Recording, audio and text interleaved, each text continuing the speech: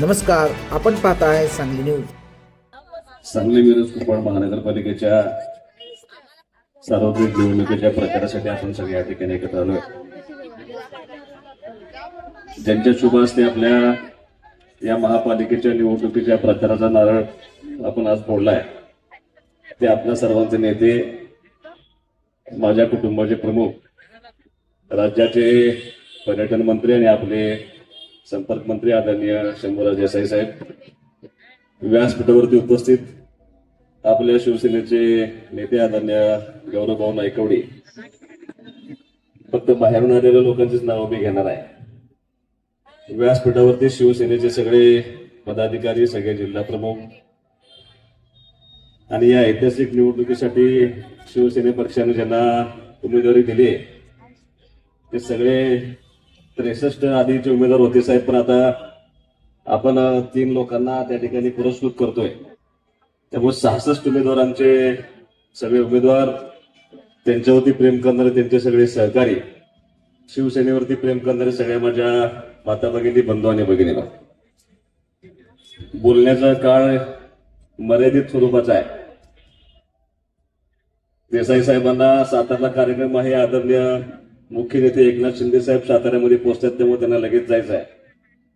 10 तारखेला एकनाथ शिंदे साहेबांची सभा सांगलीमध्ये होती. मी अशी विनंती केली होती की मी त्या सभेच्या निमित्तानं बोलेन, पण देसाई साहेबांनी सांगितले की 2 मिनिट तुम्ही या ठिकाणी बोला.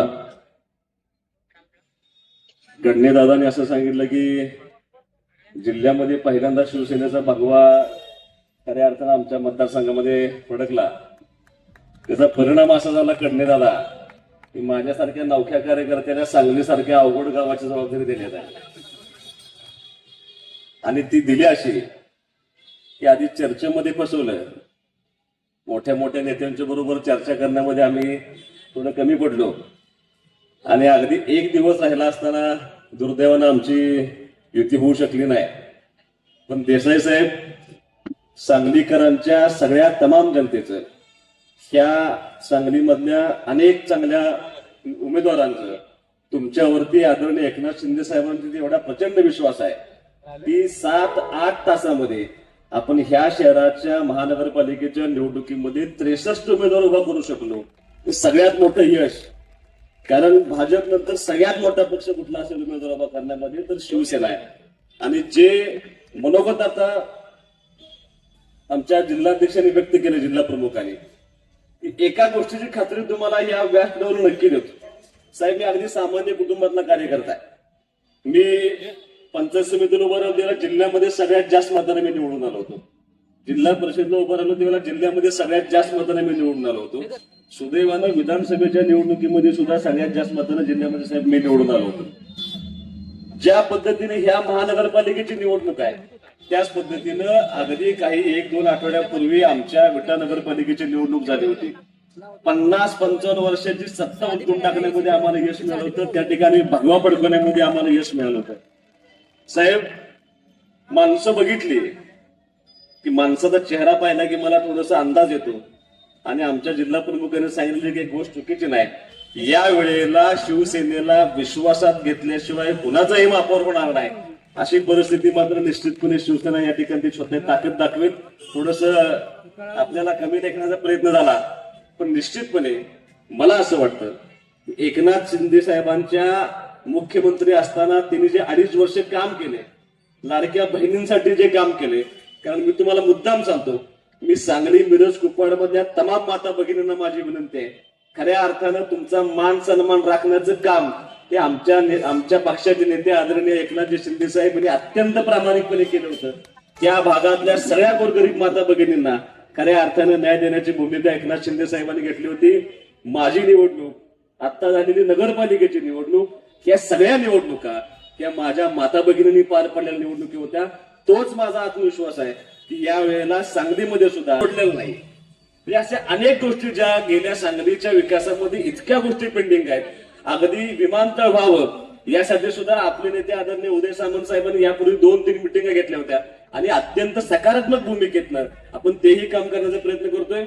खऱ्या अर्थानं साहेब तुम्हाला माझी विनंती एवढीच आहे की हा माझा जिल्हा आहे, मी जरी ह्या गावचा नसलो तरी विटे शहरामध्ये माझ्या खानापूर विधानसभा मतदारसंघाचा हा जिल्हा आहे, हे जिल्ह्याचं गाव मोठं असावं, हे जिल्ह्याचं गाव तुमच्या पुण्या मुंबईला कॉम्पिटिशन करणारं गाव असावं, यासाठी या गावाला मदत करणं खूप आवश्यक आहे.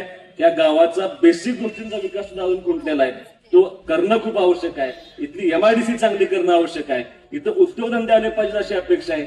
अनेक वर्षापूर्वी या ठिकाणी IT इंडस्ट्रीसाठी अनेक लोकांनी प्रयत्न केला होता, पण कुणाला यश मिळालं नाही.